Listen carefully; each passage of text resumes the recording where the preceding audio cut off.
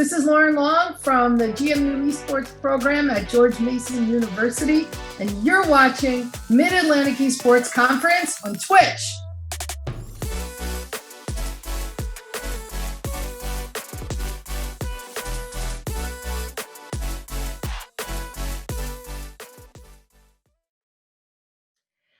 All right, hello, and welcome. Today here we have Lauren Long, the Executive Director of Student Involvement at George Mason University.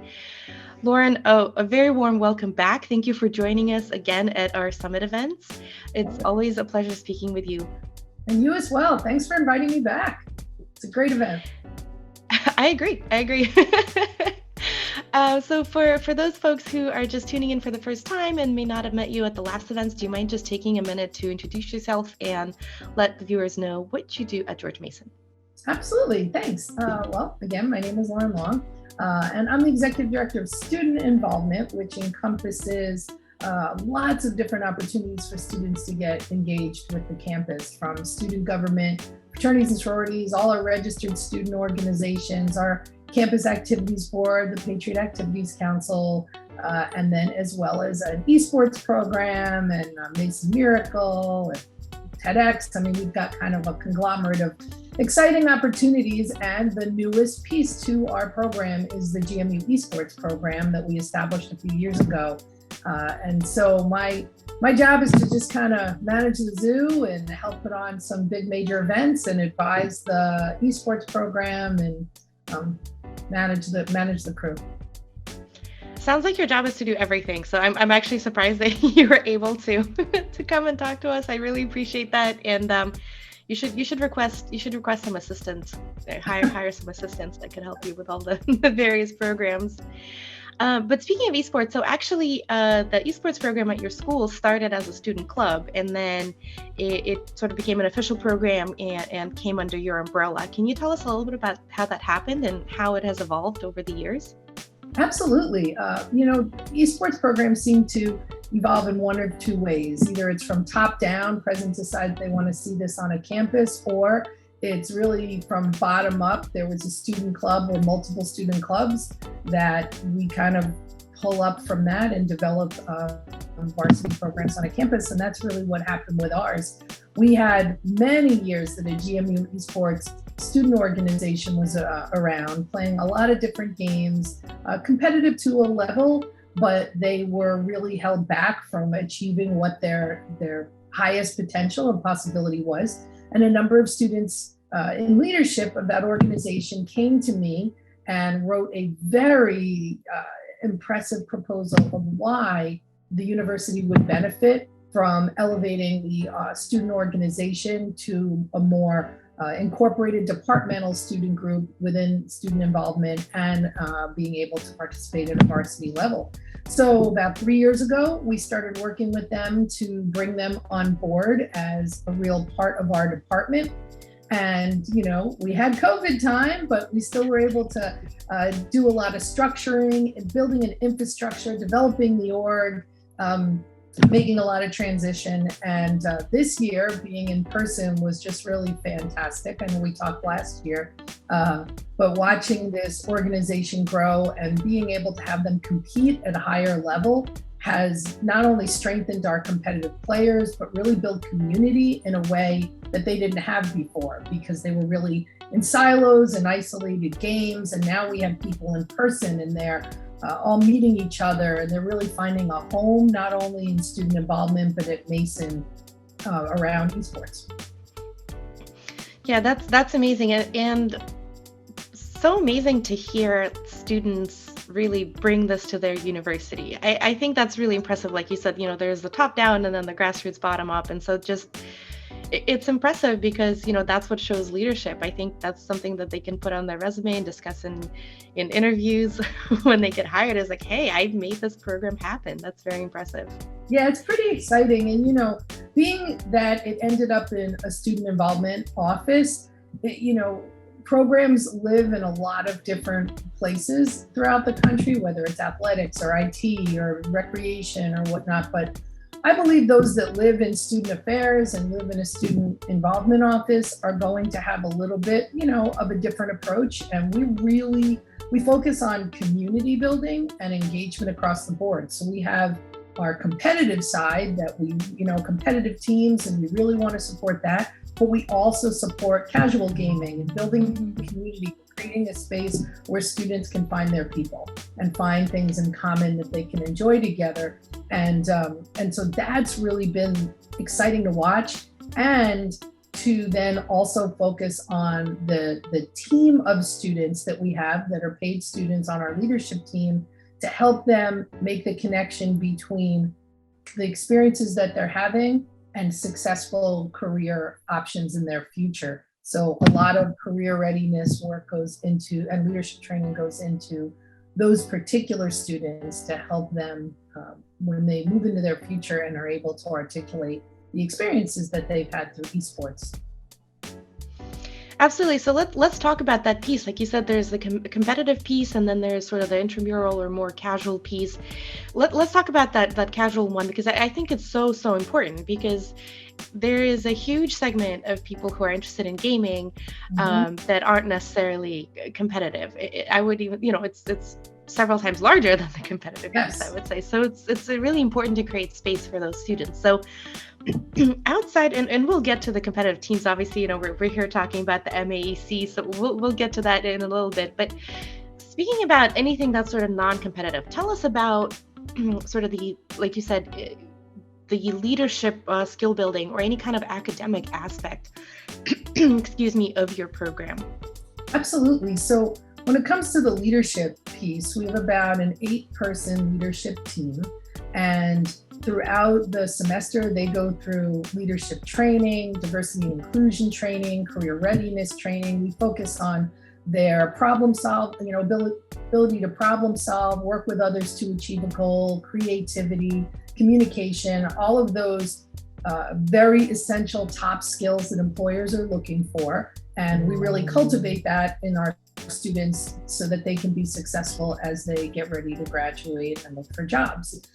In addition to that, we also build out a lot more of the academic stuff. We're an early program when it comes to that, but we have a lot of exciting things in the works. So we have opportunities for internships to be developed through a student's program, and intentionally, if you're in our game design program, or if you're in a sports management program, we have a partnership where you can do an internship and create an opportunity that both elevates the experience we have for esports, but also adds to the academic coursework that you're doing for your own learning and to help you in your future. We've had a number of students take advantage of that.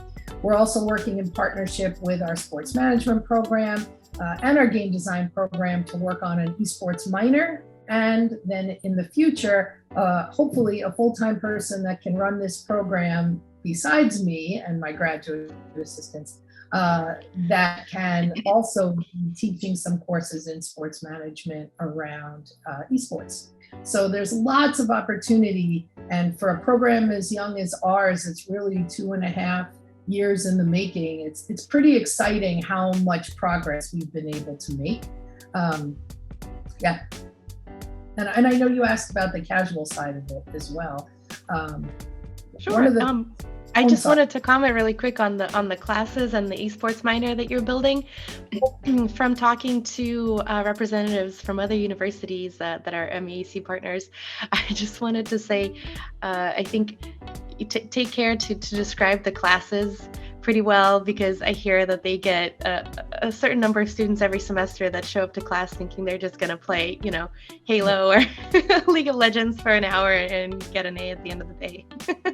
It's funny. I think the students we need to do a better job articulating across the campus. When I say we, I mean educators as a whole at a collegiate institution, around the benefit and the actual strong academic connection there is to esports. Those that are uneducated about it just think it's video game play, but it's really not. Especially our team-oriented play is really about teamwork, communication, ability to accomplish a goal with others. I mean, it's all of those key skills that we are trying to impress upon our students and teach them so that they can be successful in their future. And esports has such a great opportunity to do that around something that students are passionate about, that they enjoy doing, and it captures that, that strong percentage of students that they don't do anything else on campus but this. So suddenly we have an avenue to really engage them in this work.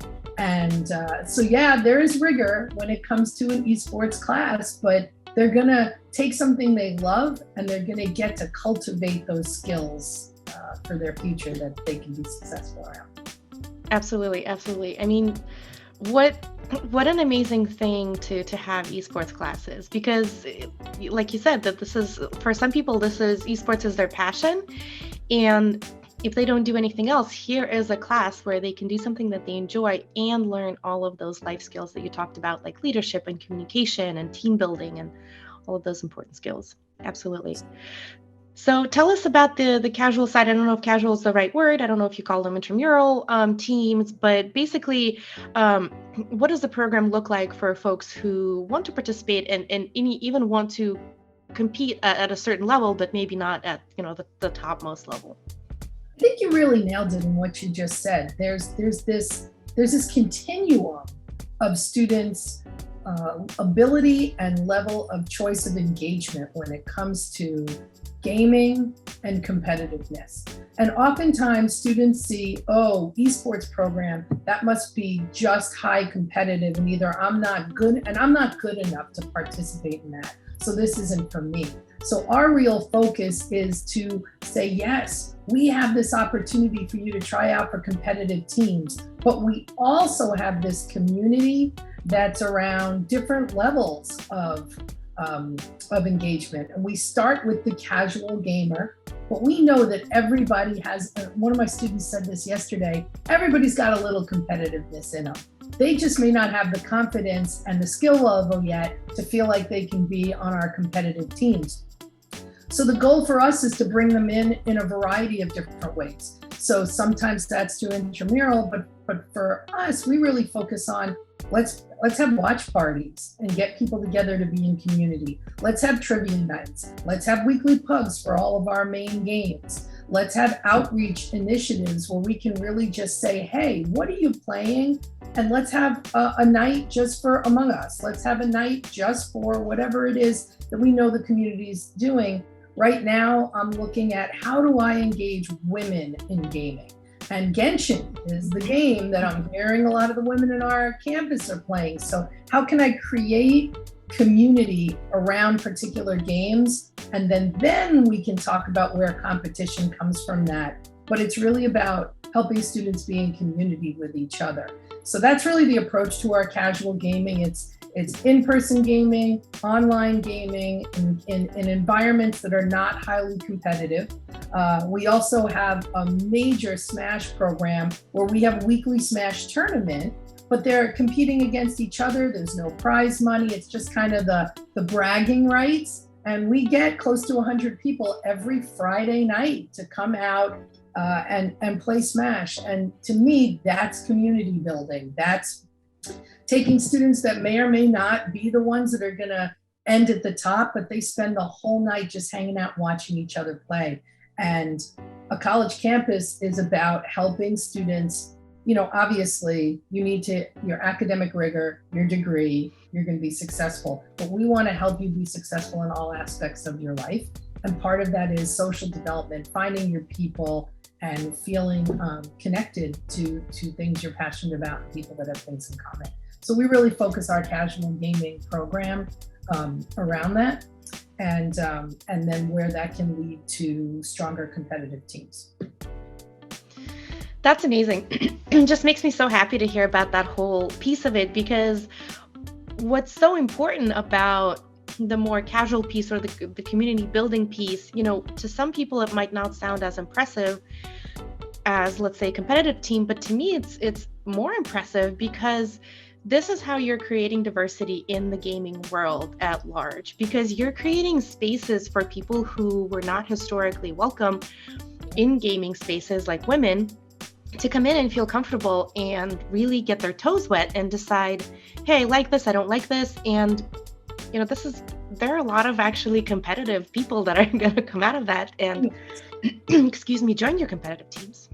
Yeah, that's, and we've seen that, right? And then it's also about building community with our competitive teams. So we have player engagement nights where we invite the 70 plus competitive team players that we have to come out. Here's pizza, we're putting a Wii, and we have Smash, and we have all these things around the room. We take professional photographs of the teams, and we were there for 3 hours the other night, and they were all interacting with each other. And what they learned was they play games that are the same. We've got people that play Overwatch that aren't on our teams, and some of our Overwatch players play things that other people do. And I think you can have just a set of competitive people that just play, and the only thing is to win. But if you're trying to build community, and I think a real strong program on a campus, you have to care about the students' experience from top to bottom. And part of that is helping them to find their people and creating environments where students that are passionate about something can all come together, even if they're not the best at it, or they lack the confidence to see where their potential is. And it grows from there. Absolutely. Like 120% right there with you, 1,000,000%. So happy to hear about that part. But to shift gears a little bit, I do want to talk about the competitive piece as well, especially your teams that are competing in the MAEC. So can you tell us a little bit about, how many teams you have, what esports they're competing in, and how's that going? Sure. So we've got let me back up. Our competitive gaming teams that compete more at a varsity level are Overwatch, League of Legends, Rocket League, and Valorant. We have Smash, but the students are not interested in competing online. They only want to be in person. So until we get there, they're kind of just doing it on their own on campus. So I think that's fair, though. I think that's fair. I mean, Smash Online is not even close to Smash in person. Those are completely different events. So I hear them.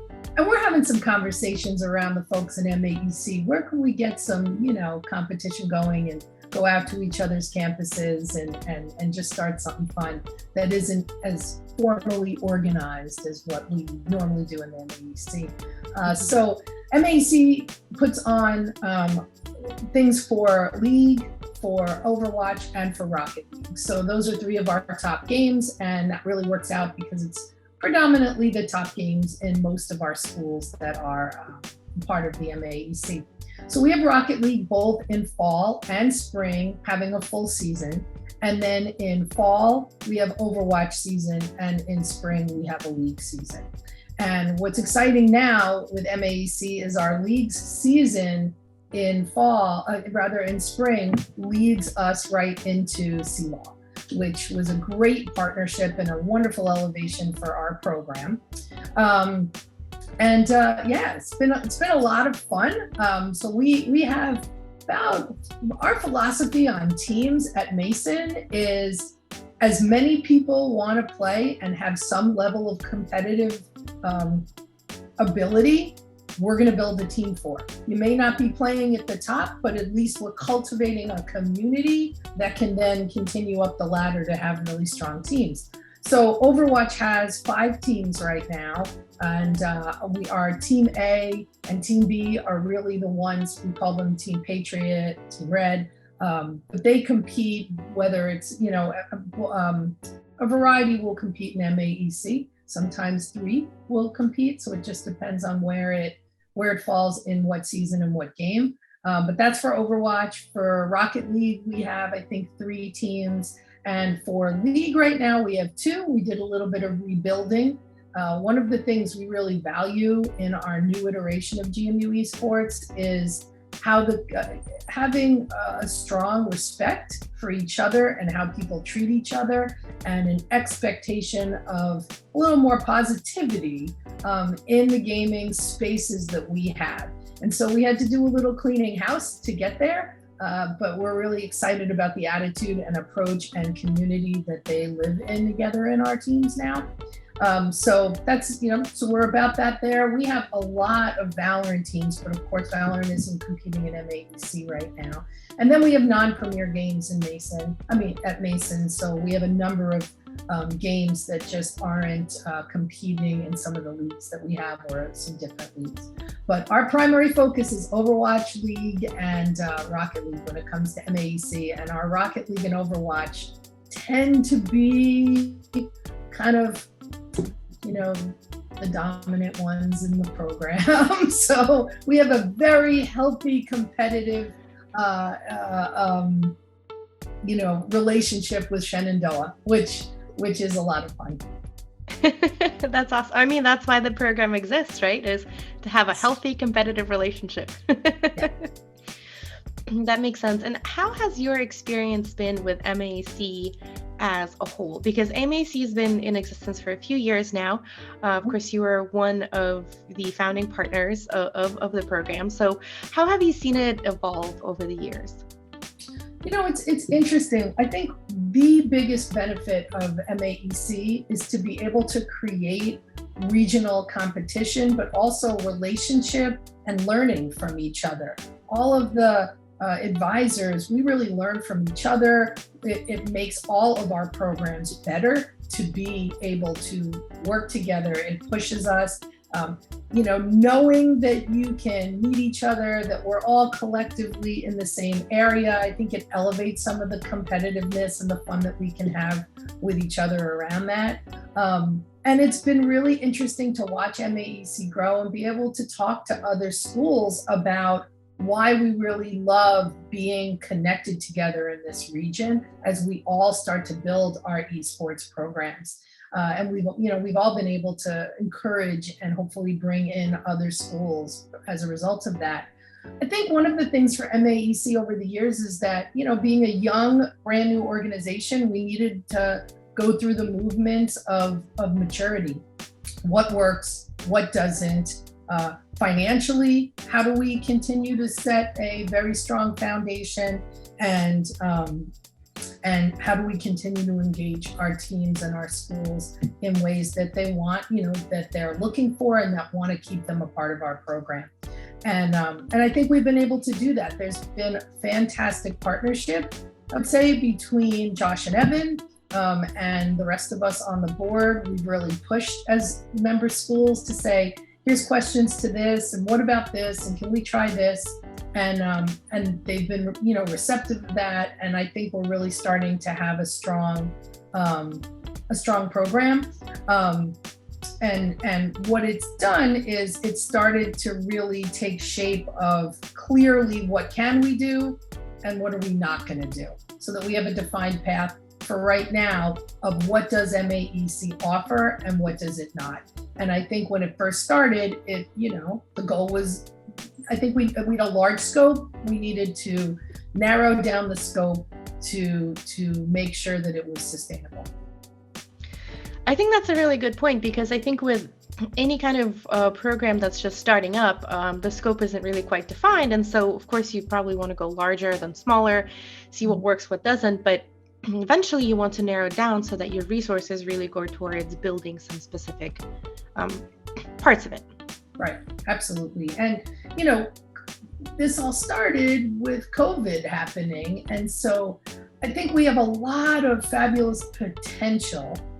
We just need a little more time to keep getting there and reaching for that. I think one of the next things we really need to do is plan some fun things in person. Things are getting better, the environment's better, and I believe that we as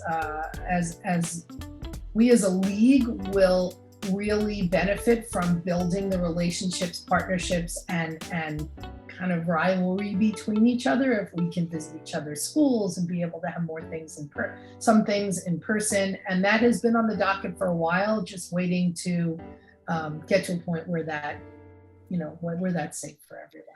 Feasible, yeah. That makes sense. Well, Lauren, thank you so much for joining us today, telling us about the evolution of MAEC, telling us about the evolution of the esports program at your school. And it's always just such a pleasure to speak with you. And I hope that we will see you at the next Spring Summit as well. Absolutely, absolutely. Thank you so much. I always appreciate coming to chat with you too. Have a great one.